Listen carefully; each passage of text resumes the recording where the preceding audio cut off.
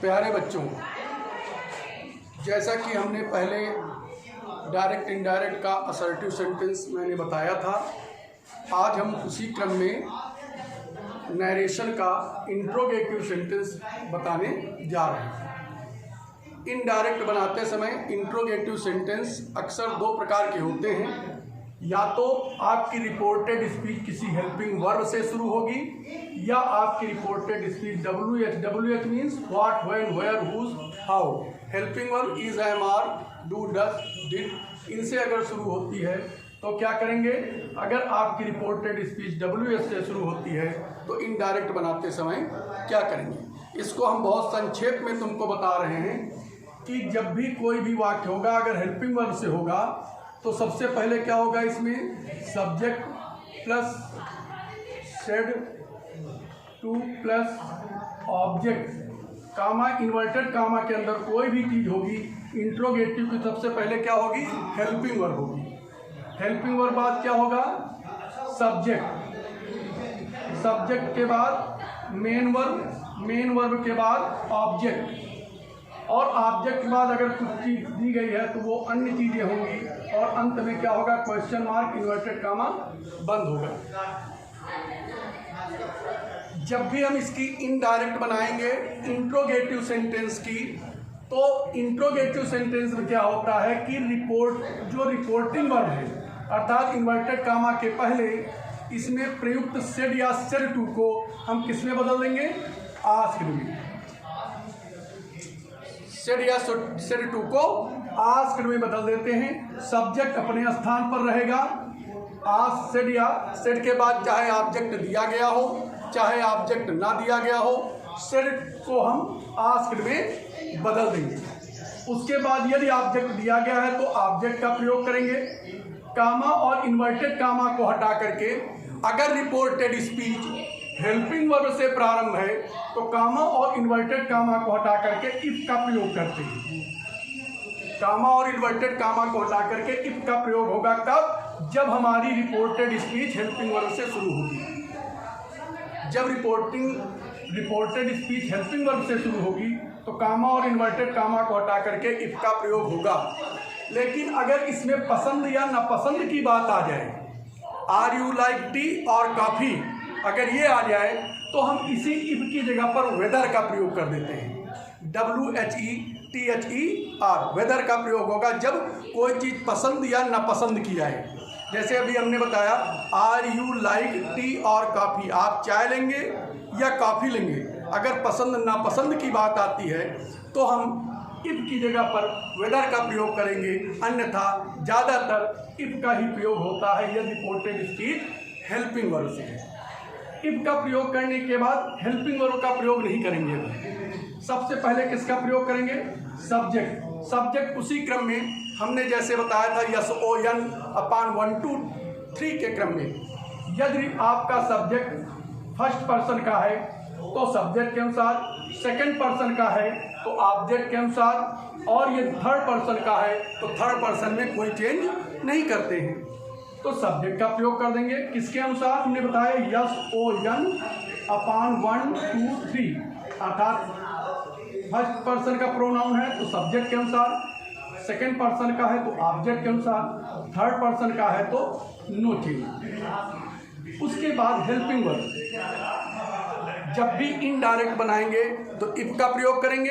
If के बाद हम किसका प्रयोग करेंगे, सब्जेक्ट का। हेल्पिंग वर्ब का प्रयोग अभी नहीं करेंगे, सबसे पहले सब्जेक्ट लाएंगे, उसके बाद हेल्पिंग वर्ब चेंज करके। कैसे, अगर इज एम आर है तो वाज वर्ब है तो हैड बीन, डू या डज नॉट लगा है तो डिड नॉट कर देंगे, और अगर डिड है तो डिड को हम हैड में बदल देंगे, विल को वुड में, शैल को शुड में, कैन को कुड में, मे को माइट में बदल देते हैं। प्रेजेंट इंडेफिनिट को पास्ट इंडेफिनिट में, पास्ट इंडेफिनिट को पास्ट परफेक्ट में, और पास्ट कॉन्टिन्यूअस को पास्ट परफेक्ट कॉन्टिन्यूअस में चेंज कर देते हैं, जैसा कि हमने टेंस में परिवर्तन के लिए बताया था। तो उसी क्रम में आपकी हेल्पिंग वर्ब भी बदल जाएगी। फिर main verb, object plus other, और जब इंट्रोगेटिव सेंटेंस का जब हम इनडायरेक्ट बनाएंगे तो क्वेश्चन मार्क हट जाएगा, कामा इन्वर्टेड कामा हट जाएगा, अंत में फुल स्टॉप का ही प्रयोग होगा। ये है, जैसे मान लीजिए फॉर एग्जांपल के रूप में कोई सेंटेंस दिया गया, he said to me, comma inverted comma में दिया गया है कि are you going to Lucknow today, question mark inverted comma दिया गया है। तो यहाँ सब्जेक्ट ही है, सेड टू को हम किस में बदला, आस्क्ड में, ऑब्जेक्ट मी है, मी लगा दिया, यहाँ सब्जेक्ट था, सब्जेक्ट लगा दिया, कामा और इन्वर्टेड कामा चूंकि हेल्पिंग वर्ब से शुरू है, हेल्पिंग वर्ब से शुरू है, इसलिए कामा और इन्वर्टेड कामा को हटाकर किसका प्रयोग किया, इफ का। अब यू सेकंड पर्सन का प्रोनाउन है ऑब्जेक्ट के अनुसार, ऑब्जेक्ट में मी प्रयोग है, तो मी को जब हम सब्जेक्ट में ले जाएंगे तो क्या हो जाएगा, आई। फिर आर है, तो आर को किस में बदलेंगे, आई के अनुसार क्या होगा, वाज, आई वाज। आगे गोइंग लिखा है, गोइंग में कोई परिवर्तन, टू लखनऊ। उसके बाद टुडे को हम किस में बदल देंगे, दैट डे। जैसा कि निकटता प्रकट करने वाले शब्दों में बताया था, टुडे है तो दैट डे, टुमारो है तो द नेक्स्ट डे, एस्टरडे है तो द प्रीवियस डे, हियर है तो देयर, कम हियर है तो गो देयर। इस तरीके से जो बदलने के लिए बताया था उसका प्रयोग करेंगे और फुल स्टॉप को हटा देंगे, इन्वर्टेड कामा हटा देंगे और अंत में फुल स्टॉप का प्रयोग कर देंगे। तो ये हेल्पिंग वर्ब से अगर कोई चीज़ है तो उसका प्रयोग हम ऐसे करते हैं। मान लीजिए अगर यही वाक्य हेल्पिंग वर्ब से ना होता, कोई WH का होता, तो उसमें क्या करेंगे, जैसे उसमें वाक्य इस तरीके का होता,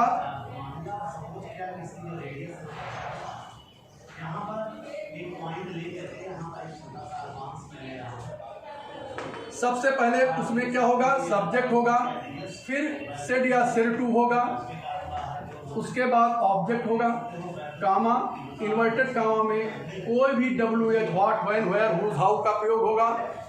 नेक्स्ट हेल्पिंग वर्ब होगी, उसके बाद सब्जेक्ट होगा, सब्जेक्ट के बाद मेन वर्ब होगी, मेन वर्ब के बाद ऑब्जेक्ट होगा और ऑब्जेक्ट के बाद अन्य चीजें होंगी और अंत में क्वेश्चन मार्क होगा, इन्वर्टेड कामा बंद होगा।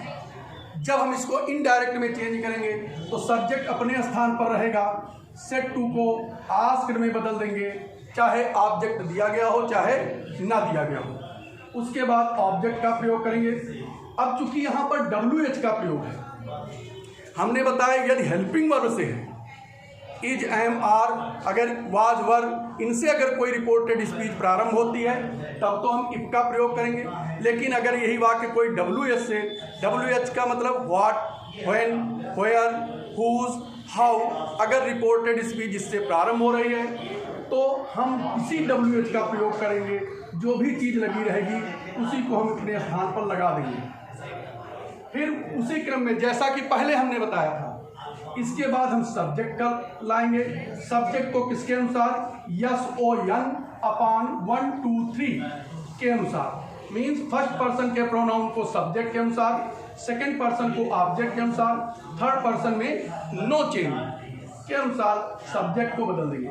फिर हेल्पिंग वर्ब को चेंज करके इज, एम, आर को वाज वर्ब को हैड बीन, डिड को हैड में, डू, डज नॉट को डिड नॉट में, इस तरीके से विल को वुड में, शैल को शुड में, कैन को कुड में, मे को माइट में, हैज, हैव को हैड में बदल करके हेल्पिंग वर्ब हम लिखते हैं। उसके बाद जो चीज़ें दी गई हैं उनको हम फिर वैसे लिखते हैं। यदि निकटता प्रकट करने वाला कोई शब्द दिया गया है तो बदलेंगे और अंत में फुल स्टॉप का प्रयोग कर देते हैं। फॉर एग्जाम्पल के रूप में दिया गया, जैसे मान लो he said to me, comma inverted comma में दिया गया कोई भी सेंटेंस दिया कि who are you and where are you coming from, who are you and where, आगे इसमें दिया है who are you and where are you coming from question mark. इस तरीके का अगर वाक्य कोई दिया गया है, इंट्रोगेटिव का दिया गया है, तो सारे नियम वैसे होंगे, सिर्फ टू को आस्क्ड में बदलेंगे। तो सेंटेंस हो जाएगा ही आस्क्ड मी। अब यहाँ पर कामा, इन्वर्टेड कामा को हटा करके अगर हेल्पिंग वर्ब से होता तो इफ का प्रयोग करते, क्योंकि ये हेल्पिंग वर्ब तो है नहीं, ये सेंटेंस किससे प्रारंभ है, हु से, तो हमने बताया कि हम उसी का प्रयोग कर देते हैं। तो यहाँ पर जो हु लगा उसको हु हमने लिख दिया। फिर उसके बाद देखो, जैसा कि पहले हमने बताया था वैसे वाक्य पूरा आ गया। आर यू, तो आर का प्रयोग अभी नहीं करेंगे, सबसे पहले यू को चेंज करेंगे।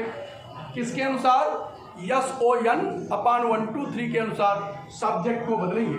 तो चूंकि यू सेकंड पर्सन का है, किसके अनुसार, रिपोर्टिंग वर्ब के ऑब्जेक्ट के अनुसार। तो रिपोर्टिंग वर्ब के ऑब्जेक्ट में किसका प्रयोग है, मी।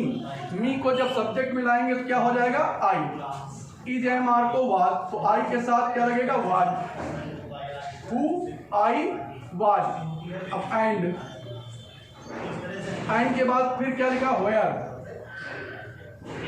वेयर लिख दिया, फिर लिखा आर। आर का प्रयोग अभी नहीं करेंगे। फिर क्या लिखा, यू। यू क्या हो जाएगा, फिर वही आई हो जाएगा। आई के साथ फिर क्या लग जाएगा, was. Where I was coming from, और अंत में फुल स्टॉप का प्रयोग कर देंगे।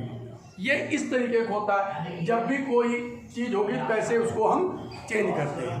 तो इंट्रोगेटिव सेंटेंस मुख्यतः दो प्रकार के होते हैं, एक तो हेल्पिंग वर्ब से प्रारंभ होने वाले, एक होते हैं WH से प्रारंभ होने वाले।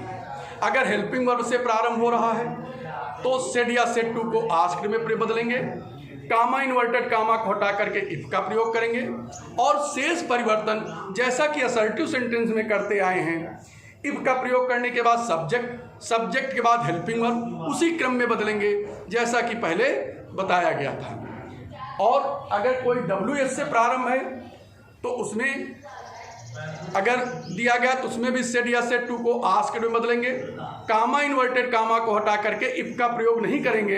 यदि आपकी रिपोर्टेड स्पीच WH अर्थात what, when, where, whose, how से प्रारंभ है तो हम कामा, इन्वर्टेड कामा को हटा करके इफ का प्रयोग नहीं करेंगे, उसी WH का ही प्रयोग कर देंगे। इस चीज़ का विशेष ध्यान रखना। शेष परिवर्तन जैसा कि असर्टिव सेंटेंस में होता था वैसे होगा। निकटता प्रकट करने वाले शब्दों में परिवर्तन वैसे होगा। दिस का दैट, कम हियर को गो देयर, टुडे को that day, tomorrow the next day, yesterday the previous day. इस तरीके से जैसा कि पहले बताया गया था वैसे ही इसमें परिवर्तन होगा।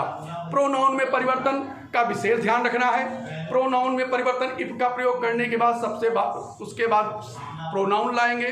प्रोनाउन में विशेष ध्यान देना है, यदि फर्स्ट पर्सन का प्रोनाउन है रिपोर्टेड स्पीच में तो उसको सब्जेक्ट के अनुसार बदलेंगे, यदि सेकंड पर्सन का है तो उसको ऑब्जेक्ट के अनुसार बदलेंगे, और थर्ड पर्सन के प्रोनाउन में कोई परिवर्तन नहीं होता है। ही, सी, इट, दे ये थर्ड पर्सन के प्रोनाउन हैं, यू सेकंड पर्सन का प्रोनाउन है, और आई भी फर्स्ट पर्सन के प्रोनाउन है। इस चीज़ का विशेष ध्यान देना है।